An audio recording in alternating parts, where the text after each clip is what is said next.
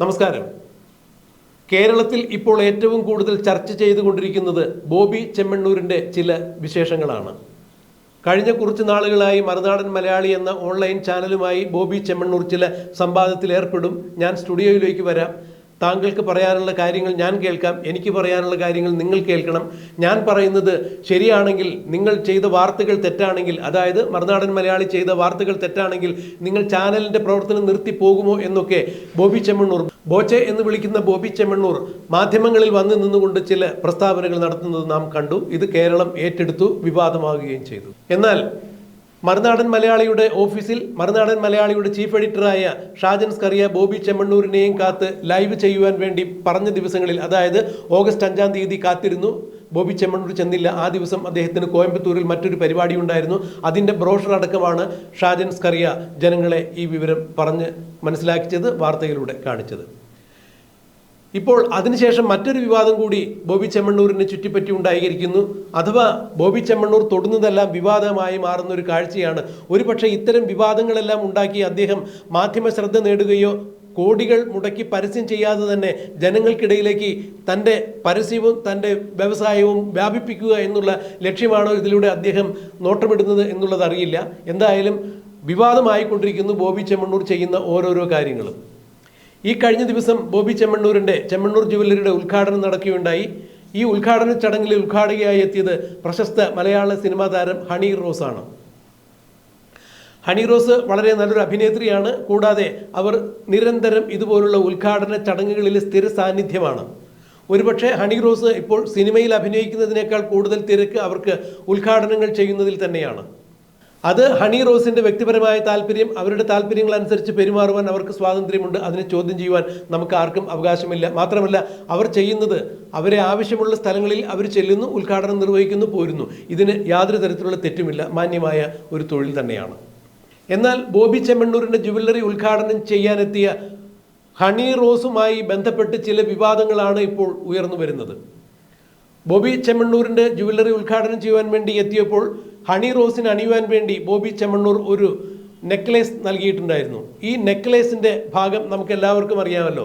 കഴുത്തിന് മുൻവശത്ത് കാണുന്ന ഭാഗമാണ് നെക്ലേസ്, ബാക്കിയുള്ള ഭാഗം ചരടായിരിക്കും, അത് കഴുത്തിന് പുറകിലായിരിക്കും. എന്നാൽ ഈ വിഷയത്തിൽ ബോബി ചെമ്മണ്ണൂർ വലിയൊരു വിവാദം സൃഷ്ടിക്കുകയുണ്ടായി. മുൻവശത്തിൻ്റെ ഭംഗി മാത്രം കണ്ടാൽ പോരല്ലോ, ബാക്കിൻ്റെയും അതായത് പുറകുവശത്തെ ഭംഗി കൂടി ജനങ്ങൾ കാണണമല്ലോ, അല്ലെങ്കിൽ നമുക്കൊന്ന് അറിയണമല്ലോ. അതിന് എന്താ ചെയ്യേണ്ടത് എന്ന് പറഞ്ഞുകൊണ്ട് ഹണി റോസിൻ്റെ കയ്യിൽ കടന്നു പിടിച്ചുകൊണ്ട് ഹണി റോസിന് വേദിയിൽ വച്ച് തന്നെ ബോബി ചെമ്മണ്ണൂർ ഇങ്ങനെ വട്ടം ചുറ്റിക്കുകയായിരുന്നു.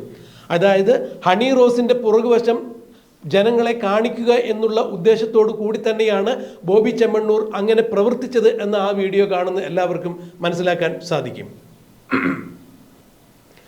എന്തുകൊണ്ടാണ് ബോബി ചെമ്മണ്ണൂർ ഇത്തരത്തിൽ സഭ്യേതരമായ രീതിയിൽ പെരുമാറുന്നത് എന്ന് മനസ്സിലാകുന്നില്ല. മറ്റൊരു കാര്യം കൂടി ബോബി ചെമ്മണ്ണൂർ ഈ വേദിയിൽ വെച്ച് പറയുകയുണ്ടായി. അതായത് ഹണി റോസ് എന്ന നടിയെ കാണുമ്പോൾ തനിക്ക് മഹാഭാരതത്തിലെ കുന്തി ദേവിയെയാണ് ഓർമ്മ വരിക എന്ന്. ഇത് കേട്ട വഴി തന്നെ ജനങ്ങളെല്ലാം ഹർഷാരവത്തോടു കൂടി കൈയടിക്കുന്നുണ്ടായിരുന്നു, ആർപ്പ് വിളിക്കുന്നുണ്ടായിരുന്നു. എന്താണ് അവർക്കുണ്ടായ ചേതവികാരം എന്ന് മനസ്സിലാക്കാൻ സാധിക്കുന്നില്ല. മഹാഭാരതത്തിലെ കുന്തിയോട് ഹണി റോസിനെ ഉപമിക്കുന്നത് വഴി കോടിക്കണക്കിന് ആളുകൾ ആരാധിക്കുകയും വിശ്വസിക്കുകയും ചെയ്യുന്ന മഹാഭാരതത്തിലെ ആരാധ്യയായ ഒരു കഥാപാത്രമാണ് കുന്തി ദേവി. ഈ കുന്തി ദേവിയെ ഹണി റോസിനോട് ഉപമിക്കുക വഴി മഹാഭാരതത്തെ ആരാധിക്കുന്നവരെ, കുന്തി ദേവിയെ ആരാധിക്കുന്നവരെ ബോബി ചെമ്മണ്ണൂർ അക്ഷരാർത്ഥത്തിൽ തന്നെ ആക്ഷേപിക്കുകയായിരുന്നു എന്ന് വേണം മനസ്സിലാക്കാൻ. ഇതിലൂടെ ഹണി റോസിനെയും ബോബി ചെമ്മണ്ണൂർ ആക്ഷേപിക്കുകയായിരുന്നു എന്ന് വേണം മനസ്സിലാക്കാൻ. കുന്തി ദേവിയെക്കുറിച്ച് മഹാഭാരതത്തിൽ പറയുന്ന ഏത് തരത്തിലുള്ള യോഗ്യതകളാണ് ഹണി റോസിന് ഉള്ളത് എന്ന് ബോബി ചെമ്മണ്ണൂർ വ്യക്തമാക്കുന്നില്ല. എന്നാൽ ഹണി റോസിനെ കാണുമ്പോൾ തനിക്ക് കുന്തി ദേവിയെയാണ് ഓർമ്മ വരുന്നത് എന്ന് പറയുമ്പോൾ ബോബി ചെമ്മണ്ണൂർ അവിടെ ഉദ്ദേശിച്ചത് ദ്വയാർത്ഥ പ്രയോഗം തന്നെയാണ്, അശ്ലീലത കലർന്ന ദ്വയാർത്ഥം തന്നെയാണ്. ഹണി റോസിൻ്റെ ശാരീരിക സൗന്ദര്യം അടിസ്ഥാനപ്പെടുത്തി തന്നെയാണ് ബോബി ചെമ്മണ്ണൂർ ഇത്തരത്തിൽ സംസാരിച്ചത് എന്നാണ് ഇപ്പോൾ സാമൂഹ്യ മാധ്യമങ്ങളെല്ലാം ഉയർന്നു വരുന്ന ആരോപണങ്ങൾ. ഒരാളെ വിളിച്ചു വരുത്തിയിട്ട് അയാളോട് മാന്യമായി പെരുമാറാൻ സാധിക്കാതെ, സഭ്യമായി സംസാരിക്കാൻ സാധിക്കാതെ ആര് തന്നെയായാലും ഇത് അപലപിക്കപ്പെടേണ്ടത് തന്നെയാണ്. എന്തുകൊണ്ടാണ് ഈ വിഷയത്തിൽ സ്ത്രീ സമത്വവാദികൾ ഒരക്ഷരവും മിണ്ടാത്തത് എന്ന് മനസ്സിലാക്കാൻ സാധിക്കുന്നില്ല.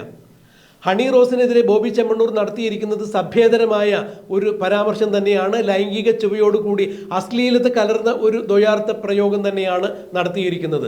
മുൻവശം മാത്രം കണ്ടാൽ പോരല്ലോ, മുൻവശത്തിൻ്റെ ഭംഗി മാത്രം നമ്മൾ കണ്ടാൽ പോരല്ലോ, പുറകുവശം കൂടി നമ്മൾ കാണണ്ടേ എന്ന് പറഞ്ഞുകൊണ്ട് ആ നടിയുടെ കൈ പിടിച്ചുകൊണ്ട് അവരുടെ പുറകുവശം കൂടി ജനങ്ങൾക്ക് വ്യക്തമാക്കത്തക്ക രീതിയിൽ കാണിക്കുന്ന രീതിയിൽ പെരുമാറുന്ന ബോബി ചെമ്മണ്ണൂരിൻ്റെ സാൻമാർഗിക അവബോധത്തെക്കുറിച്ച് എന്താണ് പറയേണ്ടത് എന്ന് നമുക്ക് വാക്കുകളില്ല. എവിടെ പോയി കേരളത്തിലെ സ്ത്രീ സമത്വവാദികൾ? കേരളത്തിൽ കാശുള്ളവന് എന്തും ചെയ്യാം എന്നുള്ളൊരു നിലവാരത്തിലേക്കാണോ കാര്യങ്ങൾ മാറിയിരിക്കുന്നത് എന്ന് മനസ്സിലാക്കാൻ സാധിക്കുന്നില്ല. ബോബി ചെമ്മണ്ണൂർ പങ്കെടുക്കുന്ന മിക്കവാറും ചടങ്ങുകളിലെല്ലാം ഇതുപോലെ ദ്വയാർത്ഥ പ്രയോഗങ്ങൾ കൊണ്ടുള്ള സംഭാഷണങ്ങളാണ് അദ്ദേഹത്തിൻ്റെ ഭാഗത്തു നിന്നും ഉണ്ടാകാറുള്ളത്. ഒരു കാരണവശാലും പൊതുവേദികളിൽ പാലിക്കേണ്ട യാതൊരു തരത്തിലുള്ള സഭ്യമായ സംഭാഷണങ്ങളോ പെരുമാറ്റ രീതികളോ ബോബി ചെമ്മണ്ണൂർ ശീലിച്ചിട്ടുണ്ടോ ഇല്ലയോ എന്നറിയില്ല. പക്ഷേ അദ്ദേഹത്തിൽ നിന്നും ഇത്തരത്തിലുള്ള ഒരു ശീലഗുണവും നമ്മൾ കാണാറില്ല എന്നുള്ളത് എടുത്തു പറയേണ്ട കാര്യം തന്നെയാണ്. ഏറ്റവും പുതിയതായി ഹണി റോസുമായി ബന്ധപ്പെട്ട ഈ വിഷയത്തിൽ ബോബി ചെമ്മണ്ണൂർ ചെയ്തതിൻ്റെ പൊരുൾ എന്താണ് അദ്ദേഹം ഉദ്ദേശിച്ചത്, എന്താണ് ഇതുപോലെ അദ്ദേഹം പെരുമാറുന്നത് എന്ന് ചോദിക്കാൻ കേരളത്തിലെ സാംസ്കാരിക പ്രവർത്തകരോ സാംസ്കാരിക നായകന്മാരോ നവോത്ഥാന നായകന്മാരോ വേണ്ട സ്ത്രീ സമത്വവാദികളോ മുന്നോട്ട് വരും എന്നുള്ളത് നാം പ്രതീക്ഷിക്കുന്നു. എന്നെങ്കിലും അത് ഉണ്ടാകട്ടെ എന്നും പ്രത്യാശിക്കുന്നു.